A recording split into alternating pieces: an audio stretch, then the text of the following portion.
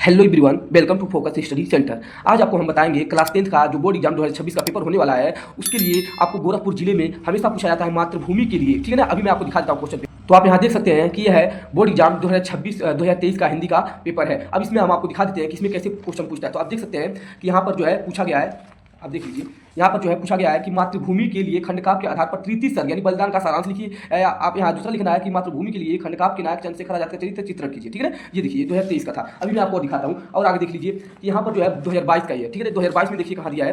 तो 2022 में देखते हैं,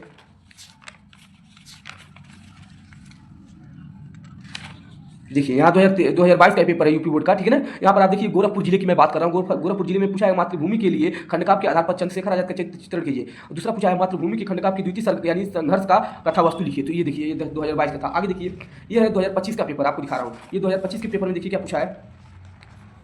2025 के पेपर में क्या बोला है, देखिए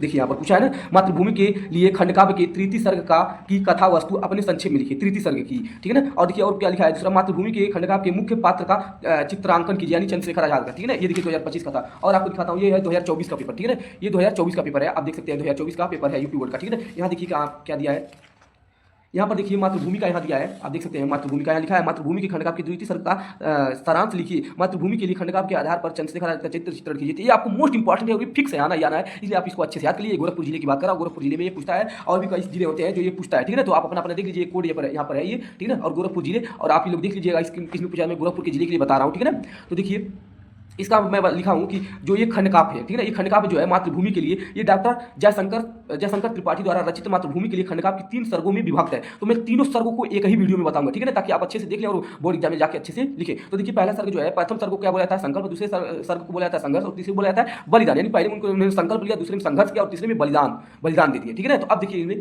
क्या है, प्रथम सर्ग में देखिए क्या है, प्रथम सर्ग को क्या बोला जाता है, संकल्प भी कहा जाता है। देखो इसमें चंद्रशेखर आजाद की काशी में छात्र जीवन का प्रसंग है। ठीक है ना, चंद्रशेखर आजाद का जन्म मध्य प्रदेश के भावरा ग्राम में हुआ था। बड़े होने पर वे काशी नगर में संस्कृत पढ़ने गए। उस समय भारत में ब्रिटिश शासन का दमन चक्र चल रहा था। भारतीय जनता के दमन के लिए रॉलेट एक्ट बनाया गया था। ठीक है ना, इस राष्ट्र विरोधी एक्ट का विरोध करने के लिए अमृत सागर में सन 1919 ईस्वी में जलियांवाला बाग में क्या एक विशाल सभा आयोजित की गई थी। उसी समय जनरल डायर ने वहां पहुंचकर गोलियों की बौछार करके निरीह जनता, मतलब उनके पास कुछ नहीं था, को भून डाला। अंग्रेजों की उक्त दमन की घटना को पढ़कर किशोर चंद्रशेखर, ठीक है ना, का जो मुख था क्रोध से क्या हो गया, तमतमा उठा, मतलब एकदम लाल हो गया, उठा, और आंखें करुणा से भर आई। उसने भारत माता को यातना यानी कि कष्ट से मुक्ति दिलाने का निश्चय किया। उसी समय महात्मा गांधी ने अंग्रेजों का असहयोग करने के लिए, मतलब असहयोग, अंग्रेजों का असहयोग करना चाहते थे, मतलब उनका हेल्प नहीं करना चाहते थे। तो उन्होंने क्या किया, आह्वान किया। आह्वान के मतलब सूर्योदय का मतलब आह्वान किया, जैसे नहीं होता है कि अब हम आपका काम नहीं करेंगे, तो वही उन्होंने कहा कि आह्वान किया। उनकी एक पुकार पर देशभक्त छात्रों ने, विद्यालय तथा राष्ट्रभक्तों ने नौकरी छोड़ दी और स्वतंत्रता संग्राम में कूद पड़े। चंद्रशेखर को देशद्रोह के अभियोग में बंदी बना लिया गया था। मजिस्ट्रेट के द्वारा परिचय पूछने पर उन्होंने अपना नाम आजाद तथा पिता का नाम जो है स्वाधीन तथा हर घर का जेलखाना बताया। इन्होंने ये जवाब दिया था, जब मजिस्ट्रेट पूछा कि आपका नाम क्या है, तो उन्होंने बोला आजाद, पिता का नाम, तो उन्होंने बताया कि स्वाधीन, और पूछा आपका घर क्या है, तो उन्होंने बोला जेलखाना।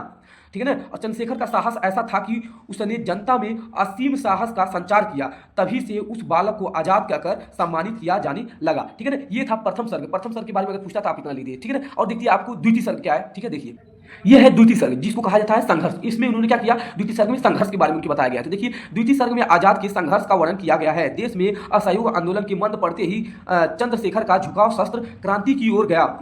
उन्हें स्वतंत्रता संग्राम के लिए बम्बू और पिस्तौलों का निर्माण के लिए धन की आवश्यकता हुई। उन्होंने सरदार भगत सिंह, और अशफाक उल्लाह खां, राम प्रसाद बिस्मिल, और थे मनमथान नाथ गुप्त, और थे सचिंद्र नाथ बख्शी आदि के साथ मिलकर 9 अगस्त 1925 ईस्वी को काकोरी स्टेशन के पास रेलगाड़ी से सरकारी खजाने को लूटने में अभूतपूर्व सफलता प्राप्त की। ठीक है ना, इस कांड में पकड़े जाने पर कुछ क्रांतिकारियों को फांसी और कुछ को जेल की सजा हुई, परंतु आजाद और भगत सिंह सरकार की नजर से बच निकले। ठीक है, आगे देखिए, सन 1928 ईस्वी में साइमन कमीशन भारत में हो रहे स्वाधीनता के झगड़े की जांच के लिए आया। इस कमीशन के सारे सदस्य अंग्रेज थे।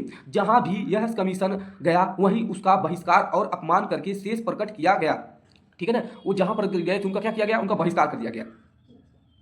पंजाब केसरी लाला राजपत राय जो थे पर पुलिस अफसर अस्काट ने जो लाठियों का घातक प्रहार किया, जिससे कुछ ही दिनों के बाद उनका जो है देहांत हो गया। ठीक है ना। आजाद ने भगत सिंह और राजगुरु से मिलकर लाला लाजपत राय के हत्यारे अस्काट को मारने का योजना बनाई। अस्काट के स्थान पर जो था सैंडर्स मारा गया। ठीक है ना। उन्होंने मारने की योजना बनाई थी इसको अस्काट को, लेकिन मारा कौन गया? सैंडर्स मारा गया, जो है सैंडर्स मारा गया। फिर आगे उन्होंने इस घटना से ब्रिटिश जो हुकूमत पर मानो बिजली गिर गई। मतलब जब सैंडर्स मारे गए तो मानो इनकी जो ब्रिटिश हुकूमत पर क्या हो गई? बिजली गिर पड़ी। भगत सिंह और बटुकेश्वर दत्त ने असेंबली में गिरा दिया, जो था क्या गिरा दिया? तो बम गिरा दिया था उन्होंने। ठीक है ना। भगत सिंह और बटुकेश्वर दत्त ने असेंबली में गिरा दिया और भारत माता की जय का नारा लगाते हुए अपने आप को गिरफ्तार कराया। सरकार ने पंजाब की घटना का जुर्म भी क्रांतिकारियों के मत्थे लगाकर 3 क्रांतिकारियों को फांसी की सजा दे दी।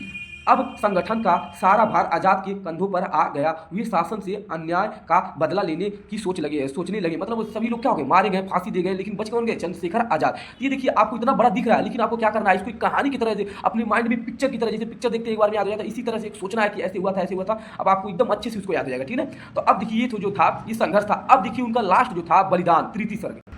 यह है तृतीय सर्ग यानी कि बलिदान। देखिए इसमें क्या है? तृतीय सर्ग में आजाद के जीवन की अंतिम समय की क्रियाशीलता और बाधाओं का वर्णन किया गया है। ठीक है ना। आजाद जब बहुत थक जाते हैं तब वे प्रकृति के बीच जाकर विश्राम करते थे। मध्य प्रदेश की सतार नदी के तट पर हनुमान जी का मंदिर और पर्वत की गुफा उनका ऐसा ही विश्राम स्थल था। मतलब जब बहुत थक जाते थे लड़ाई करके तो ये जाकर क्या करते थे? वहीं पर विश्राम करते थे। ठीक है।